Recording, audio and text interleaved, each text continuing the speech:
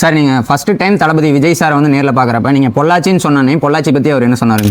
பொள்ளாச்சியில் வந்திருக்கேப்பான்னு ரொம்ப சந்தோஷப்பட்டாரு. அவருக்கு ரொம்ப பிடிச்ச ஊருன்னு சொன்னாரு. தளபதிட்ட நான் வாக்கு கொடுத்து வந்திருக்கேன், கண்டிப்பா பொள்ளாச்சி ஜெயிச்சுட்டு கொண்டு வருவேன் அப்படின்ட்டு. அன்பார்ந்த பொள்ளாச்சி மக்களே, நான் பொள்ளாச்சிக்காரங்க, என்னை ஓட்டு போட்டு ஜெயிக்க வைங்க, நல்லது மட்டுமே செய்வேன். சார் வணக்கங்க சார். வணக்கங்க. நம்ம மக்கள் வந்து பார்த்தீங்கன்னா அரசியலில் மாற்றம் வேணும்னு நினைக்கிறாங்க. அந்த மாற்றம் ஏன் டிவிக்கேவாக இருக்கணும்?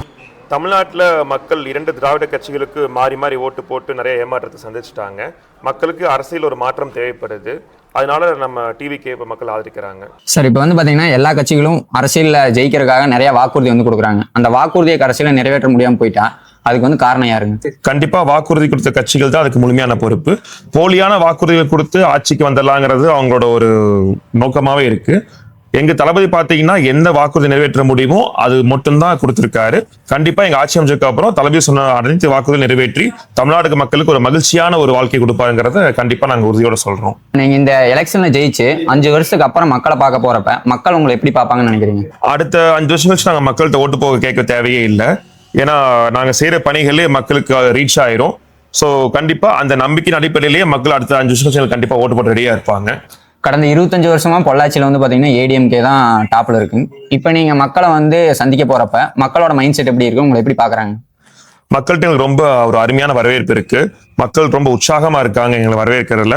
ஒவ்வொரு ஊருக்கு நான் போகும்போது என்ன அவங்க வீட்டு ஒரு பிள்ளையா, ஒரு பையனா, ஒரு தம்பியா, அண்ணனா, பேரா நினைச்சு வரவேற்கிறாங்க. என்னை வரவேற்க ஒரு முக்கிய காரணம் எங்க அண்ணன் தளபதி தான். அவர் மேல் இருக்க பாசத்தினால எங்களுக்கு அந்த பாசத்தை எங்கிட்ட அப்படியே முழுமையா காட்டுறாங்க. நான் போகும்போது தளபதி வந்தா எப்படி இருக்குமோ அதுக்கு ஒரு ஈக்குவலான ஒரு பாசத்தை காட்டுறாங்க. அது ரொம்பவே சந்தோஷமா இருக்கு.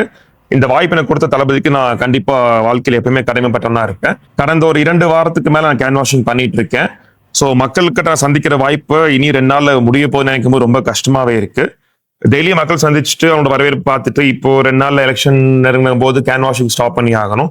ஸோ அப்படிங்கும் போது மக்களை சந்திக்கிற ஒரு வாய்ப்பு நிற்கும். சார் இப்போ அரசியல் இருக்கிற எல்லாருமே எலெக்ஷன் அப்போ மட்டும்தான் போய் மக்களை சந்திக்கிறாங்க, மற்ற டைம்ல மக்கள் பிரச்சனையை யாருமே பார்க்கறதில்ல அப்படிங்கிறது வந்து பாத்தீங்கன்னா நிறைய கொஸ்டின் இருக்கு. அதுக்கு நீங்க என்ன சொல்ல வரீங்க? இது காலங்காலமா நம்ம தமிழ்நாடு மட்டும் இல்ல, இந்திய அரசியல் வரலாற்றிலேயே இதான் நடந்துட்டு இருக்கு. எல்லாரும் ஓட்டு கேட்டு ஜெயிச்சதுக்கு அப்புறம் மக்களை மறந்துடுறாங்க. அப்புறம் அவங்க ஒரு லக்ஸரியான லைஃப் ஸ்டைலுக்கு போயிடுறாங்க. சாதாரண மக்களோட கஷ்டங்கள் அவங்களுக்கு தெரியறது இல்ல, தெரிஞ்சாலும் கண்டுக்கிறது இல்ல. அவங்க சம்பாதிக்கிற மோட்டிவ்லயே அவங்க பயணத்தை தொடங்கிடுறாங்க. கண்டிப்பா நாங்க டிவிக்கு அப்படி இருக்க மாட்டோம். நாங்க ஜெயிச்சு வந்தோம்னா கண்டிப்பா எங்க தொகுதியில் இருக்க அனைத்து கிராமங்களுக்கும் மாசம் ஒரு தெரியாது கட்டாயமா நாங்க போய் நேர்ல போய் அவங்க குரல் கேட்டு தெரிஞ்சு அதுக்கான ஸ்டெப் எடுத்து கண்டிப்பா மக்களோட எல்லா பிரச்சனையும் நாங்க தீர்த்து கொடுப்போம். நீங்க இந்த எலெக்ஷன்ல ஜெயிச்சோன்னே பொள்ளாச்சி கொண்டு வர பிக்கஸ்ட் சேஞ்ச் அப்படின்னா என்ன கொண்டு வருவீங்க? கண்டிப்பா பொள்ளாச்சி மாவட்டமா மாத்துவோம். 25 வருஷமா ஆண்டுட்டு இருக்க ஏடிஎம்கே சரி, போன எலெக்ஷன்ல டிஎம்கேவும் சரி, மாறி மாறி 2 கட்சிகளுமே ஆட்சி அமைச்சாங்க. ஆனா யாருமே பொய்யான வாக்குறுதி மட்டும் தான் கொடுக்குறாங்க. நாங்க பொள்ளாச்சி மாவட்டமா மாத்தோம், இது வரைக்கும் யாரும் செய்யல. கண்டிப்பா பொள்ளாச்சி மாவட்டமா மாத்தித்தான் அடுத்த எலெக்ஷனுக்கே மக்கள் ஓட்டு கேட்க போவேன். சார் இப்ப எலெக்ஷன்ல இருக்கிற அரசியல்வாதிகள் எல்லாமே வந்து பாத்தீங்கன்னா எலெக்ஷன் டைம்ல தான் மக்களோட பிரச்சனை எல்லாமே வந்து பாத்தீங்கன்னா சரி பண்றாங்க. ரோடாகட்டும், குடிநீர், இந்த மாதிரி எல்லா இதுமே வந்து பாத்தீங்கன்னா எலெக்ஷன் டைம்ல தான் பண்றாங்க. நீங்க ஆட்சிக்கு வந்தீங்கன்னா அது எந்த மாதிரி இருக்கு? எந்த அரசியல்வாதியும் மக்கள் பிரச்சனையை முழுமையா சரி செய்யறது இல்ல. டவுன்ல இருக்க பிரச்சனைகளை மட்டும் சரி செய்யற மாதிரி காமிச்சு ஒரு பொய்யான ஒரு பிம்பத்தை காமிச்சிட்டு இருக்காங்க. நாங்க பிரச்சாரத்துக்கு கிராமத்துல அதிகமா பயணிச்சுட்டு இருக்கோம். கிராமத்துல 90% பிரச்சனைகள் இது வரைக்கும் அவங்க சால்வ் பண்ணவே கிடையாது. மக்களுக்கு தேவையான எந்த அடிப்படையான வசதிகளும் அது வரைக்கும் அவங்க சரி செஞ்சு கொடுக்கவே இல்லை.